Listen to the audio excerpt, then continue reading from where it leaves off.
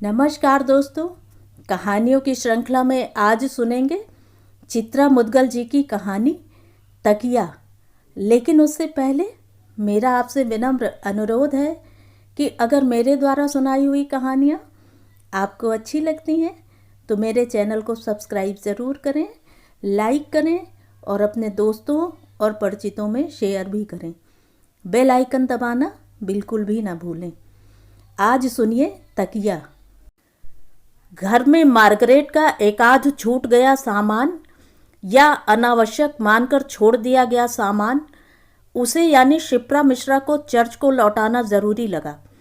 24 दिन की शेष तनख्वाह पहुंचाना भी। अक्टूबर की चटक धूप में चिलचिलाहट है। बस से उतरकर सड़क पर आते ही उसने महसूस किया, घर की ओर बढ़ते हुए उमस से चिपचिपा रही टांगों के बीच साड़ी की फसफसाती प्लीट्स उलझाव पैदा कर रही है। चाल भी उसकी कुछ अधिक तेज हो रही थी, उसकी स्वाभाविक गति का उल्लंघन करती सी। कई बार लगा कि इतनी जल्दी ना करे, अटपटा के कहीं गिर गिरा ना जाए। गनीमत समझो कि अब तक गिरी नहीं। दरअसल घर पहुंचने की जल्दी है उसे। विनोद से तय हुआ है कि जब तक वह चर्च से न लौट आए वह मोनू के पास बना रहे। दफ्तर में देरी से पहुंचने की सूचना विनोद ने अपने सहकर्मी चितरंजन को मोबाइल पर दे दी है। बॉस का मोबाइल नंबर भी उसके पास है, लेकिन मोनू की अस्वस्थता से उचाट उसका मन बॉस से किसी प्रकार की जिरहबाजी के लिए तैयार नहीं था। हफ्ते भर की छुट्टी विनोद ने बॉस से मांगी थी। साग सब्जी लाने के बहाने घर से अचानक लापता होने वाली बच्ची की आया मार्गरेट के विषय में बताकर। पति पत्नी दोनों ही नौकरी करते हैं। नई आया का तत्काल जुगाड़ करना उनके लिए बेहद ज़रूरी है। बॉस कटाक्ष में मुस्कुराए थे। नई आया का जुगाड़ उसकी पत्नी नहीं कर सकती, या अपनी पसंद की आया रखना उसके लिए ज़रूरी है? मुश्किल तो स्वयं उसे भी हुई अपने दफ्तर वालों को समझाने में। समझ में उनके फिर भी नहीं आया। उसने स्पष्ट कह दिया, छुट्टी उसकी बकाया हो ना हो, छुट्टी वह लेगी ही। 9 महीने के अपने दुधमुहे बच्चे को वह घर की दीवारों के भरोसे तो छोड़कर आ नहीं सकती। तनख्वाह उन्हें काटना हो बेशक काट लें, मामूली गाज नहीं गिरी है उन पर। जमी जमाई व्यवस्था अचानक चरमरा गई है। कभी सपने में भी नहीं सोचा था उसने अपनी सोसाइटी के जगताप हरी की मारुति चलाने वाले नेपाली ड्राइवर के साथ मार्गरेट भाग जाएगी। रात उसने घबराकर चर्च को मात्र इतला भर दी थी कि 5 घंटे हो गए हैं, मार्गरेट घर नहीं लौटी है। विनोद उसे आसपास ढूंढने गए हैं, कहीं वह चर्च तो नहीं पहुंची। उनके मना करने पर उसने पुलिस में रिपोर्ट लिखाने के बारे में उनसे सलाह मांगी। मदर अन्ना ने उसे पुलिस कार्रवाई करने से रोक दिया। घुमा फिराकर वे बार बार उससे यही पूछती रहीं कि उन लोगों ने मार्गरेट के साथ कोई बुरा सलूक तो नहीं किया। धूप का चश्मा पर्स में है, निकाल कर पहन क्यों नहीं लेती? जजकी के समय गांव से विनोद की अम्मा आ गई थी मदद को। 40 दिन संभाल सहेज दिया उन्होंने। सुबह सांझ मोनू की तेल मालिश से लेकर लंगोटी धोने फैलाने तक। मोनू की मालिश करते हुए सहसा अम्मा का ध्यान गया, मोनू की नुन्नू ठीक से नहीं खुलती। पोलियो सिरप पिलाने वह मोनू को होली फैमिली अस्पताल ले गई तो उसने डॉक्टर से अपनी चिंता बांटी। जांच कर डॉक्टर ने सलाह दी, नुन्नू का ऑपरेशन करना होगा तत्काल। बच्चा अभी छोटा है, आगे अधिक हिले डुलेगा तो परेशानी होगी। घर लौट अम्मा को बताया तो वह एकदम भड़क गईं। तुम लोगों को बता क्या दिया कि तुमने तिल का ताड़ बना दिया? मालिश के समय नुन्नू में तेल टपका मैं रोज फूंक दे रही हूँ। 15-20 रोज में फर्क नजर आने लगेगा। डॉक्टरों का क्या है, जेब कतरों से भी गए बीते हो रहे हैं आजकल। फोन कर कह दो उन्हें, ऑपरेशन के लिए मेरी सास मना कर रही है।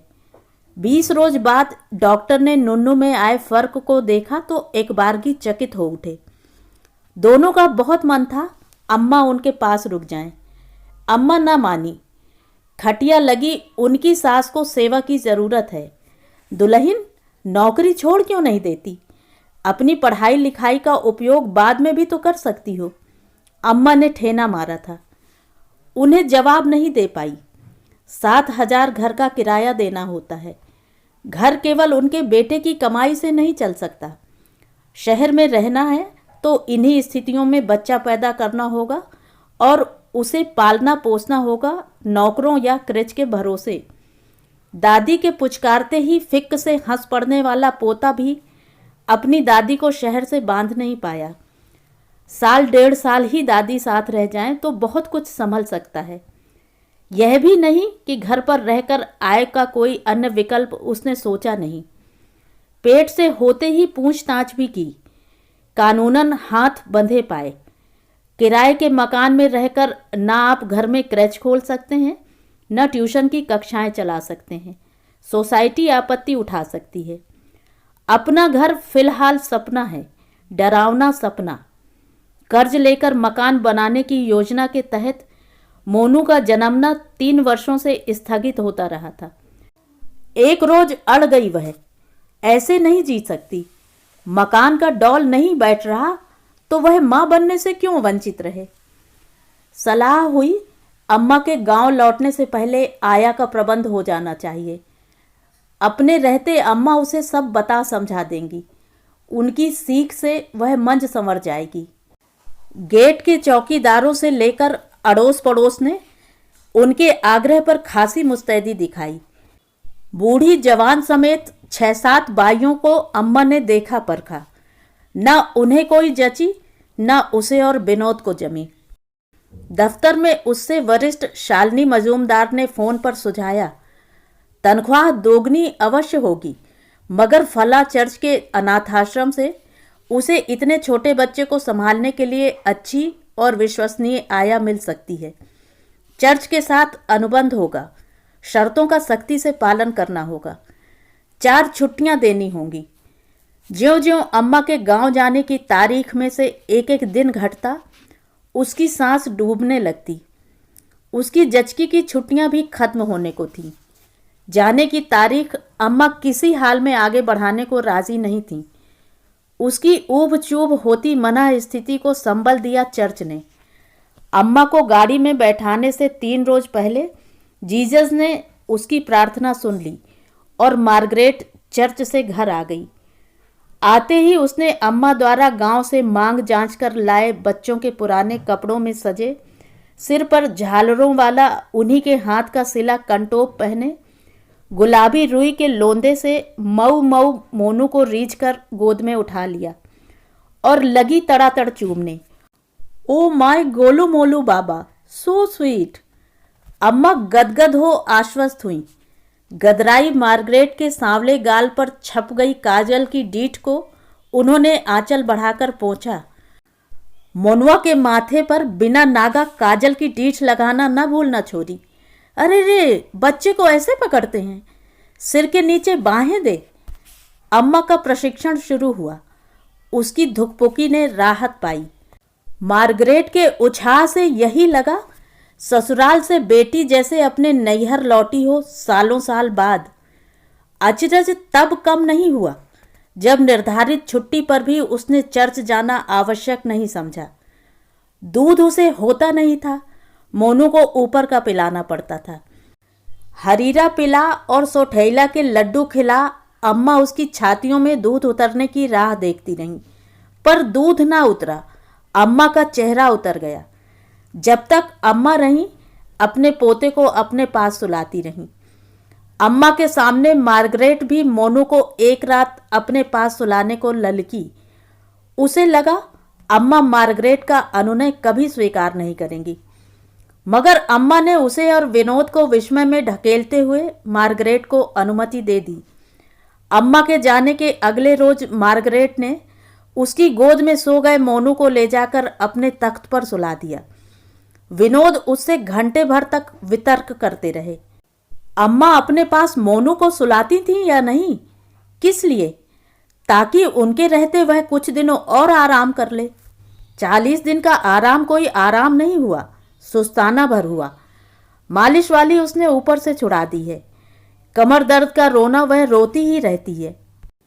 रात भर उठ उठ कर मोनू को देखना होगा तो वह अपने दफ्तर में लगे प्रतीक्षा कर रहे फाइलों के अंबार से कैसे निपटेगी।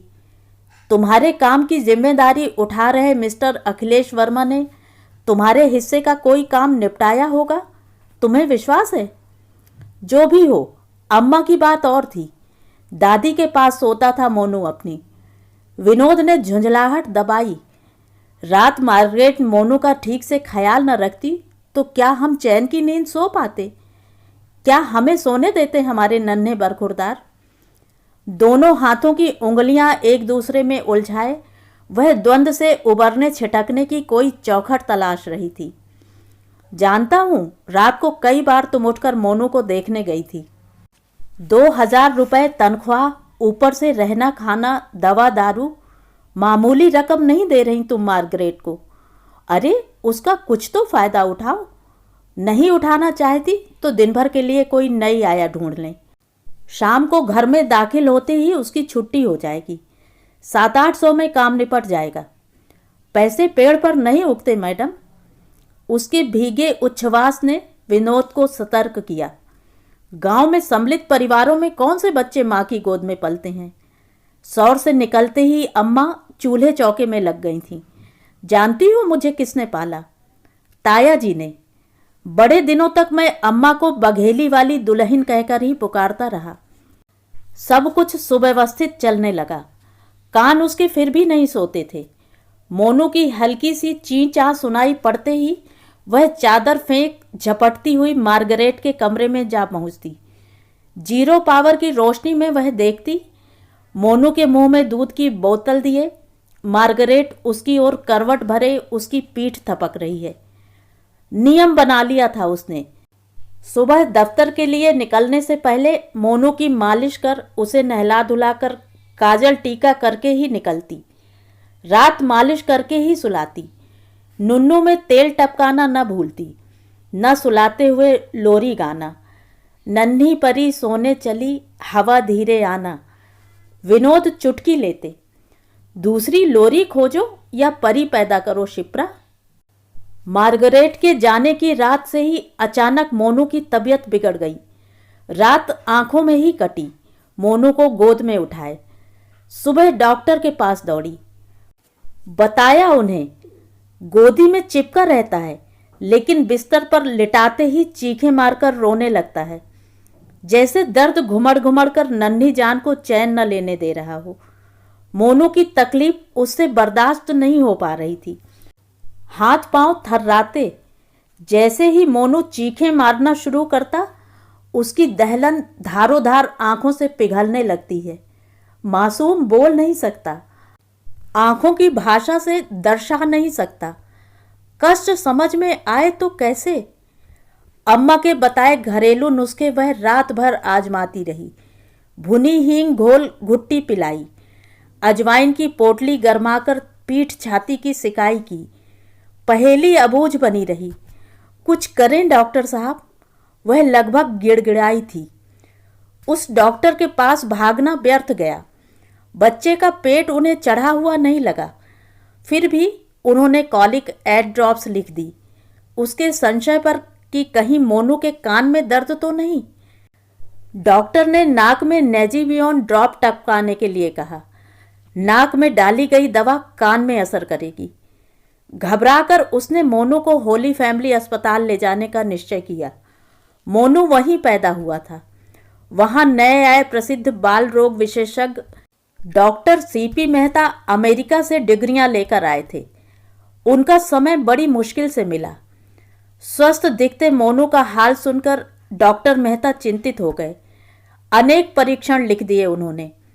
2 घंटे के भीतर सारी रिपोर्ट्स भी अपने पास मंगवा लीं। नतीजा शून्य। एक ही बात समझ में आई उन्हें, बच्चा अपनी आया मार्गरेट को मिस कर रहा है बुरी तरह। मार्गरेट के पास दिन रात रहते रहते उसकी उसे आदत हो गई है। मार्गरेट को गए ज़्यादा दिन नहीं हुए, आदत छूटते छूटते छूटेगी।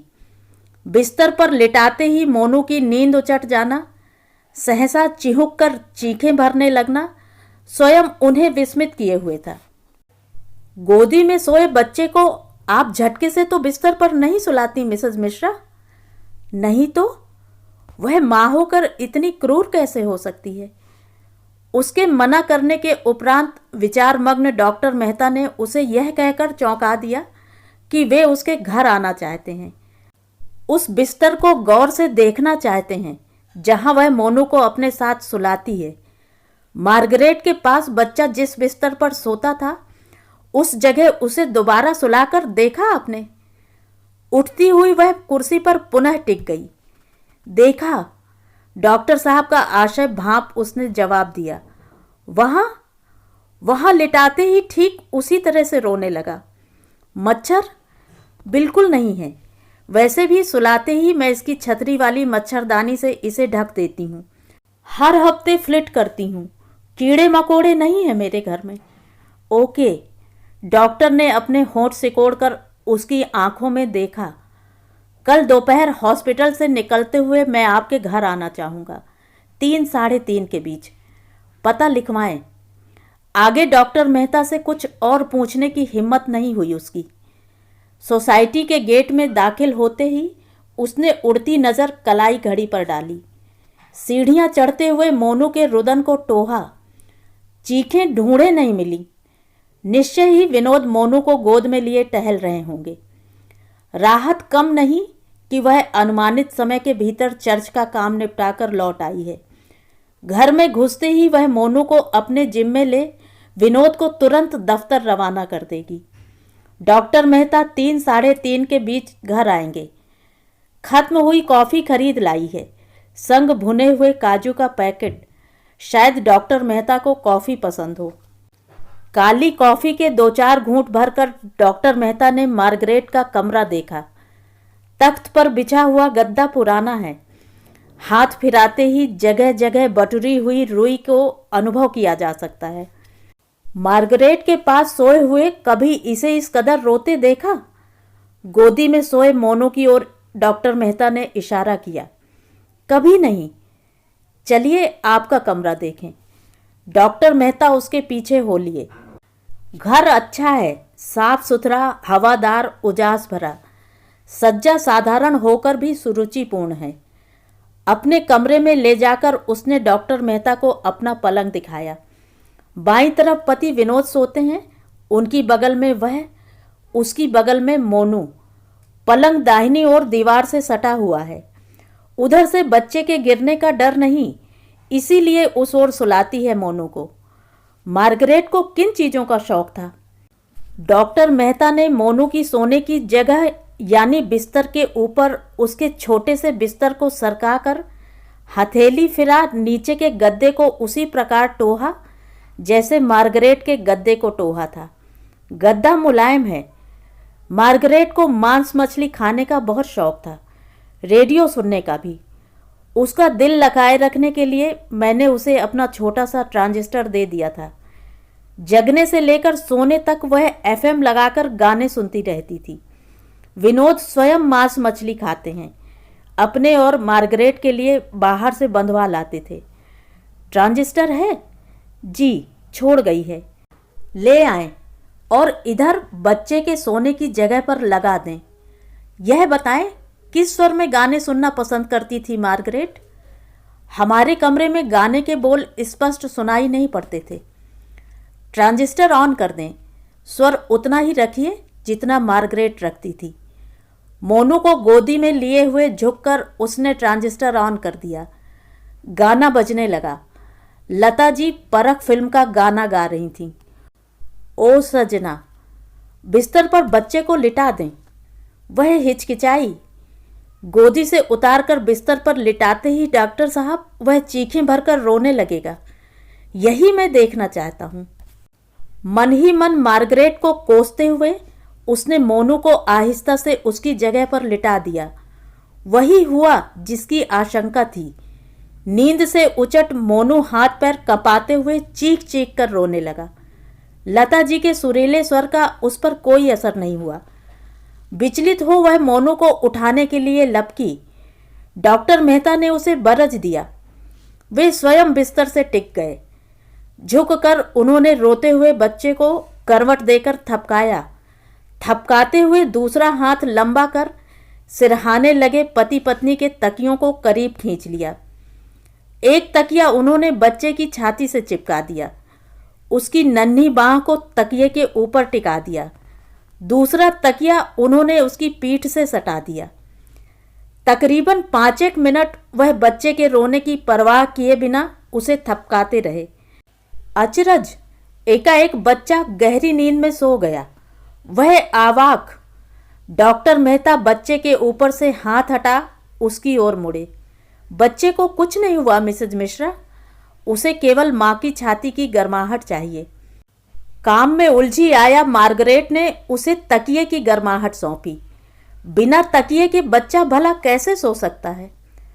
उसकी डबडबाई आंखों में डॉक्टर मेहता का चेहरा धुंधलाने लगा। उसे लगा अगर उसने पलंग की पाटी का सहारा नहीं लिया तो वह अगले ही पल चकराकर जमीन पर गिर जाएगी। तो ये थी कहानी। कहानी आपको कैसी लगी कमेंट करके ज़रूर बताएं।